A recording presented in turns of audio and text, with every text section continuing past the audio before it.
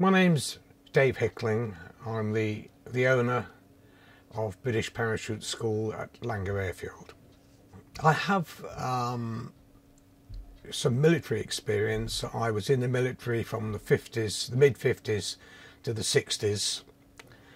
But on leaving the military, I went into industry, worked for 10 years to earn enough money to set up a home, etc.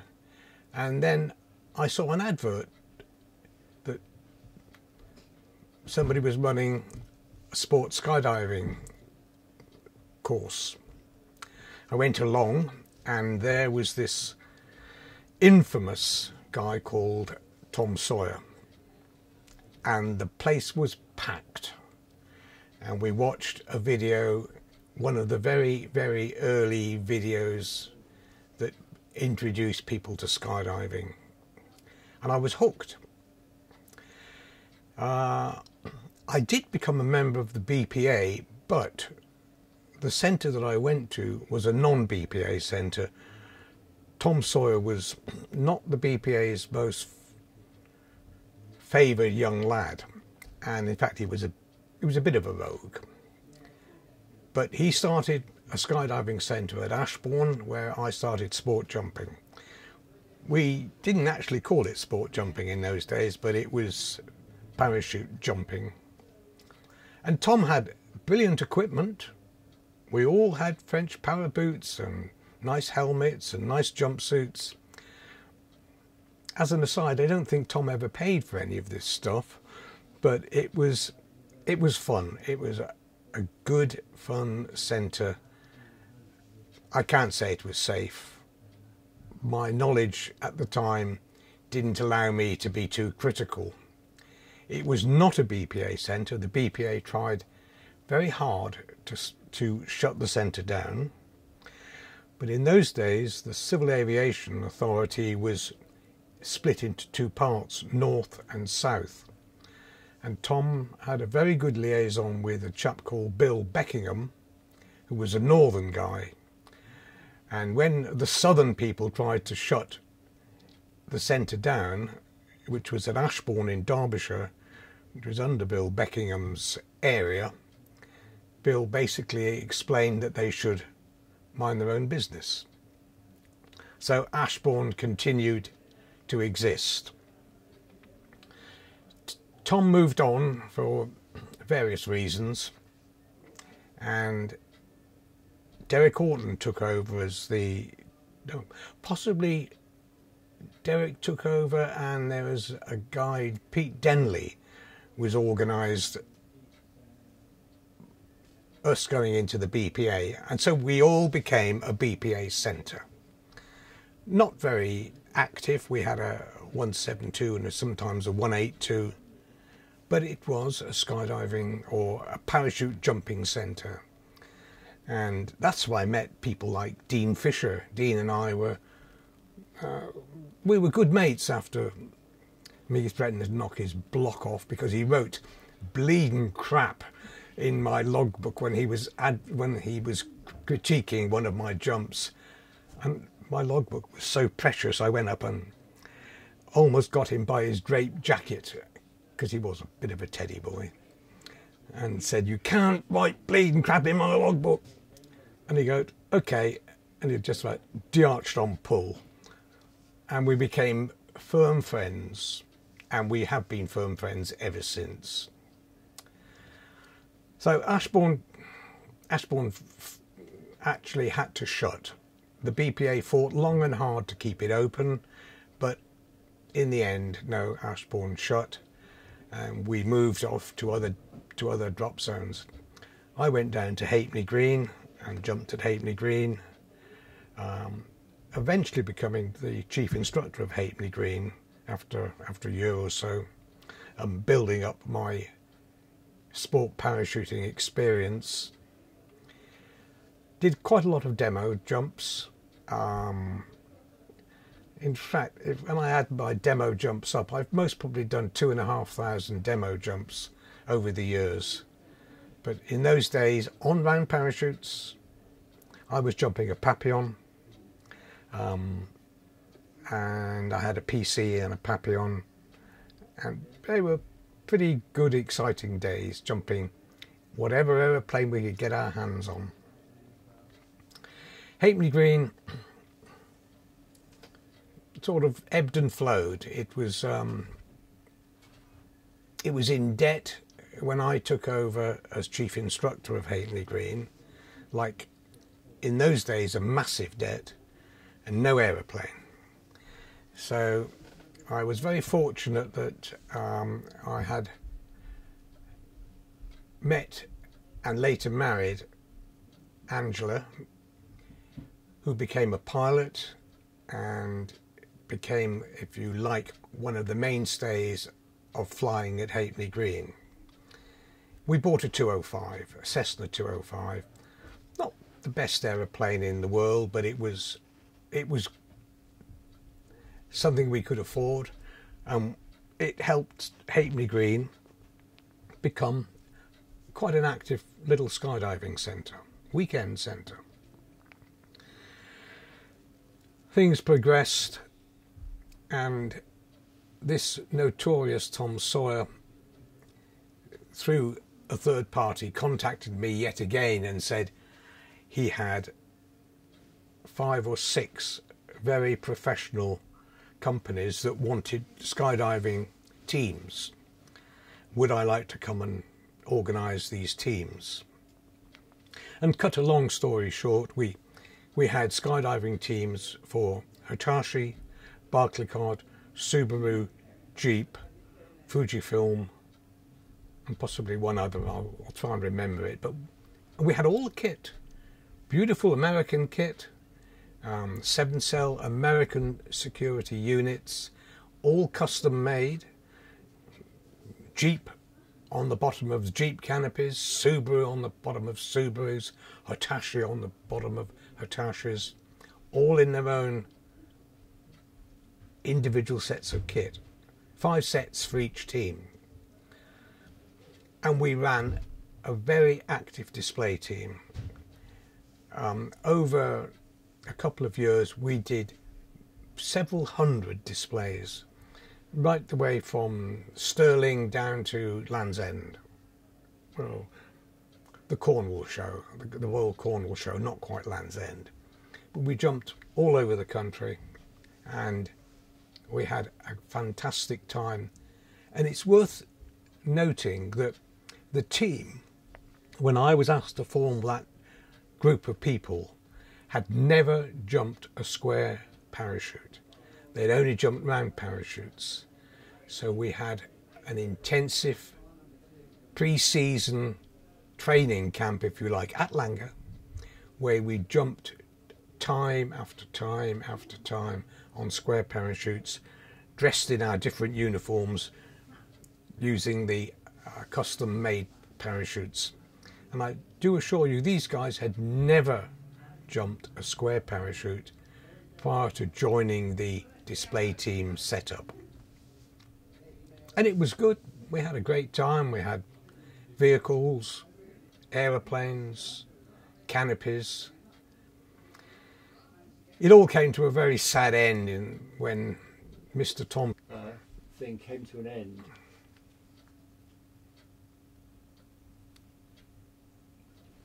Maybe he's talking about the demos and something happened. So. Okay. Yeah. The parachute demo teams were still doing okay, but Tom decided he wanted to get into microlights. So he sold his share of the skydiving centre to myself and John Fletcher. And we carried on with the skydiving centre. The display teams sort of carried on for a short while, but it soon petered out when the sponsors found that Tom had most probably been economical with some of the things. So Langar was down to John Fletcher and myself. We were only a weekend centre to start with, but very soon we decided that we should operate during the week. And although we only had a 172, can you believe that? A 172. But we found one and just carried on.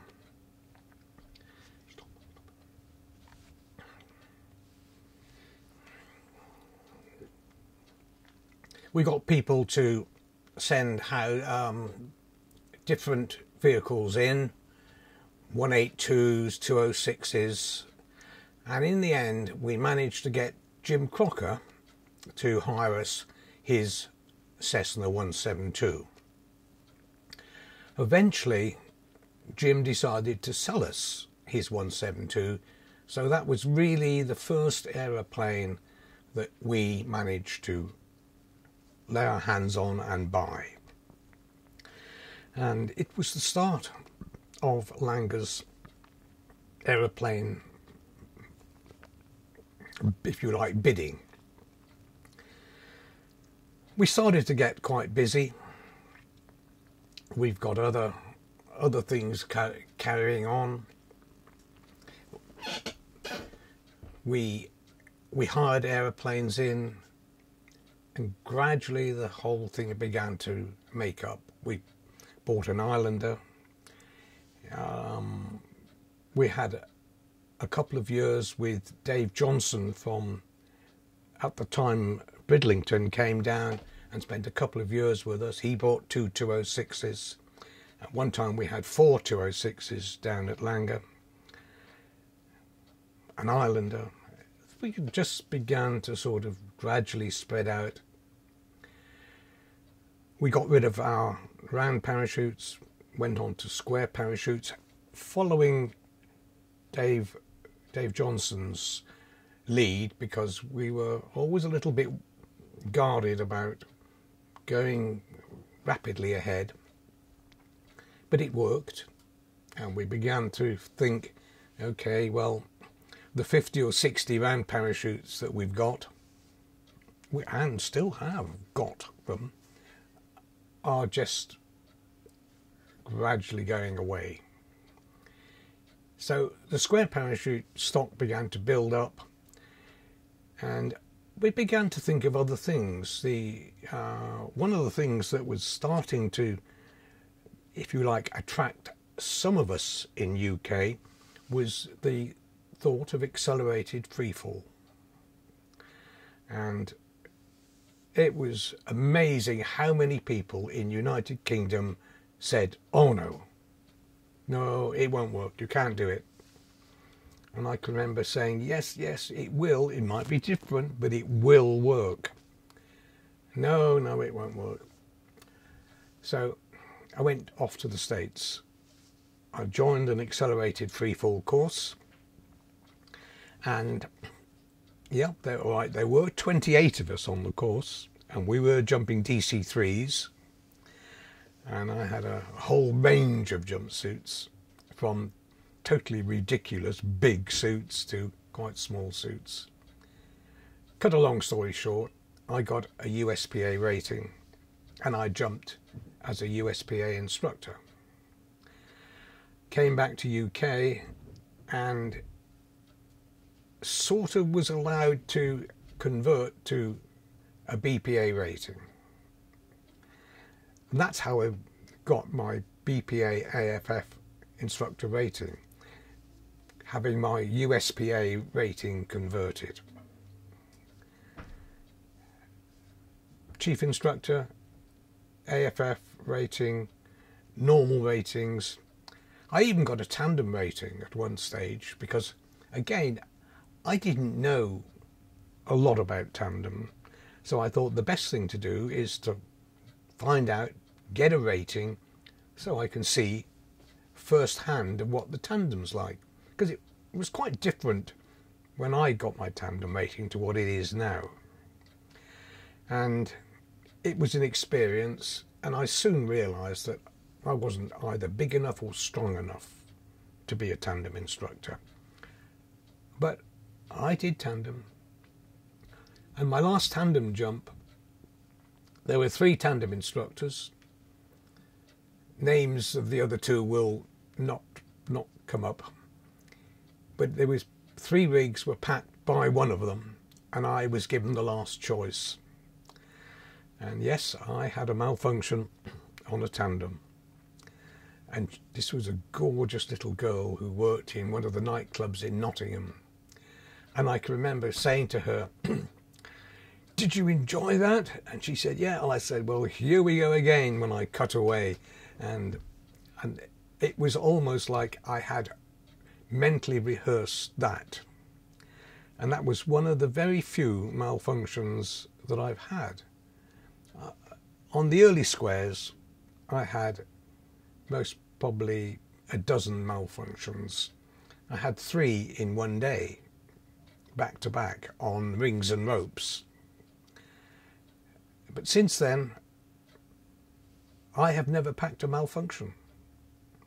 I don't consider rings and ropes to be a malfunction, because it was just a very dodgy method of deployment.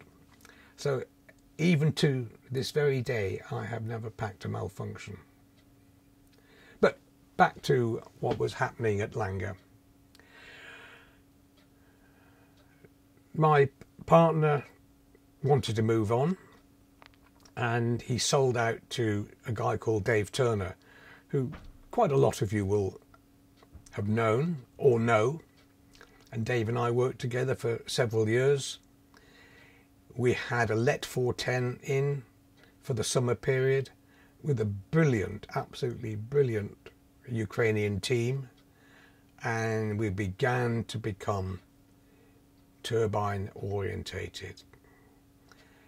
Angela, my wife, my chief pilot, got a turbine rating, flew a porter for us for some time, then we flew a caravan, porters, and Langar began to realise that its piston aeroplanes were a thing of the past.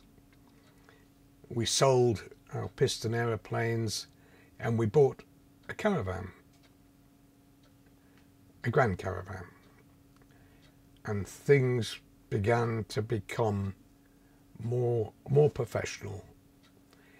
People expected us to be open 7 days a week, and we were, and we flew, weather permitting, from 9 o'clock in the morning till 8 o'clock at night, summertime, and we began to get some quite big scores of jump totals. We then bought a second caravan, and we'd got rid of all the piston aeroplanes. We've got our tankers, were all now jet tankers, not avgas. And so we'd gone on quite progressively. In parallel, we had built our first hangar. At one stage, our local council were pretty well anti us and didn't want us at Langar, and then they didn't want us to have a permanent fixture at Langar, and then they said, well, okay, you can have that. So we had a sort of semi-permanent hangar, which was a godsend, because in the winter there was no ice on the aeroplanes, there was no water, but it wasn't the best type of hangar. It was a canvas covering on great big metal hoops. It took a couple of caravans, no problems. So we were doing 30,000 plus jumps a year, and things were going on quite nicely. And we had the most brilliant guy who owned the airfield, a chap called Roland Gale, who was totally with us. He loved aeroplanes. He used to come over and sit in the office and spend hours with us, and he was just a lovely guy. But going back to the hangar, eventually things moved on, and we now have 2 metal hangars. As I speak, we've got 3 caravans in our big hangar. Only 2 of them are mine. One we've hired in for this weekend. But the fact that we have a solid metal hangar, carpeted, so we've got a lovely indoor packing area and a lovely dry, snug, secure place for the aeroplanes is, oh, you cannot believe. At night, I no longer worry about the aeroplanes, because if we went back in history, we would have to admit that aeroplanes did get blown around, did get some minor damage, but now they're both in a nice solid hangar. On the other side, I've got a 206, a little biplane over there, and a microlight. It's lovely. We have a very, very large drop zone, nearly 300 acres, 2.5 miles almost one way and 1.25 miles the other way. Brilliant open area, no hassle. We have to be a little careful flying over some other farms that have got a lot of dairy cattle, and we do respect them, but we don't get any real problems from our local people.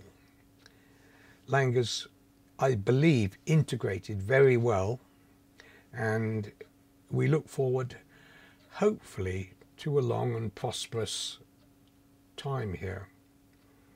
Just a fraction worried that since Roland Gale unfortunately died last May, we don't really know who's going to be the new owner of the airfield, although Roland always assured us that Langar would be able to continue as a skydiving centre. He became as fanatical almost as myself. He was a fantastic, lovely guy. Is that any good?